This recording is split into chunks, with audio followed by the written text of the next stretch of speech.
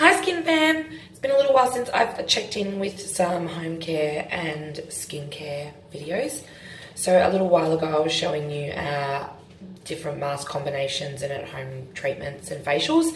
I mentioned that at the moment I was alternating two different treatment creams at night. So we've shown you a few times of your different morning and evening routines with your pore reduction drops, melanotech drops, oils, beta gel, things like that.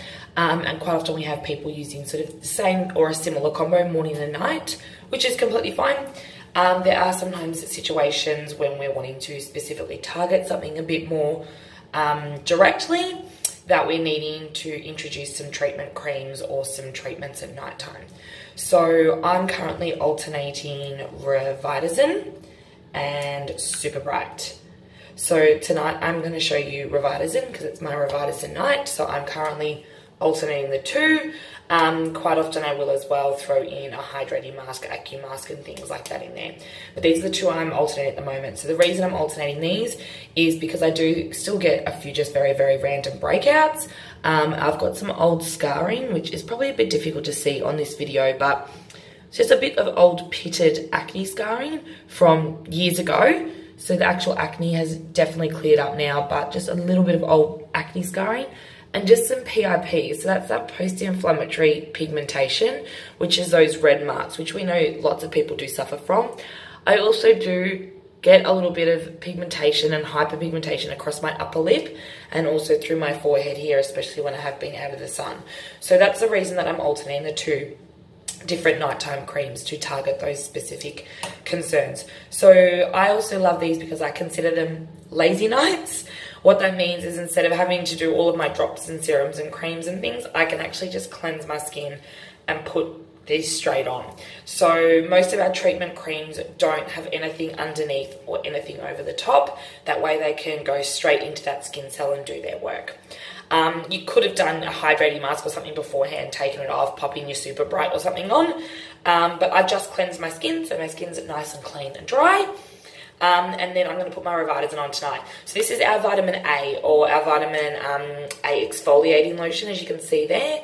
So vitamin A is great for lots of different things. It is a regulator, so it does help your skin cells exfoliate off the ones that we don't need. It's great for oil control. It's great for acne. It's great for brightening the skin.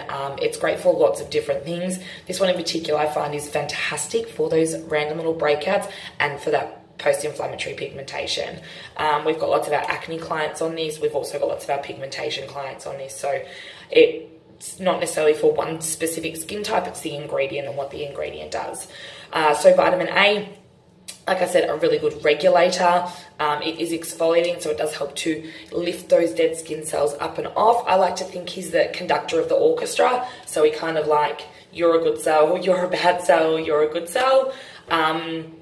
And helps to sort of get those good cells as healthy as possible, and the ones that it doesn't need or that aren't functioning properly, he helps to exfoliate those off. So it's not as delicious and beautiful to put on like your serums and creams and drops and things. It is more that targeted treatment cream. So it's in a squeezy bottle. So I always say to clients with the lid on, make sure it's all the way at the bottom. You're not wanting to squeeze it out. You don't need very much. And then you're using sort of like about a pea size. I'm not sure if you can see that. There you go there. So this is yellow, like you can see. Some people say it smells a little bit like off Play-Doh. It's fine. So picking it up, putting it on the skin, and then really just working it in. So you can see how it is a bit yellowy and white.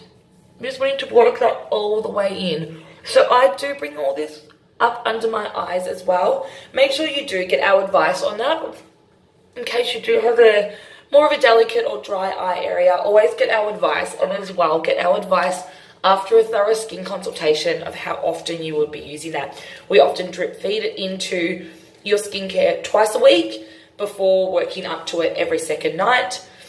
We can then as well have clients on it every night leading into our paramedical skin treatments with our full RP, so remodeling procedures, or our mini RPs. Some clients might be using it every night then as well. So always get our advice. But that's it. Nighttime skincare routine for tonight done.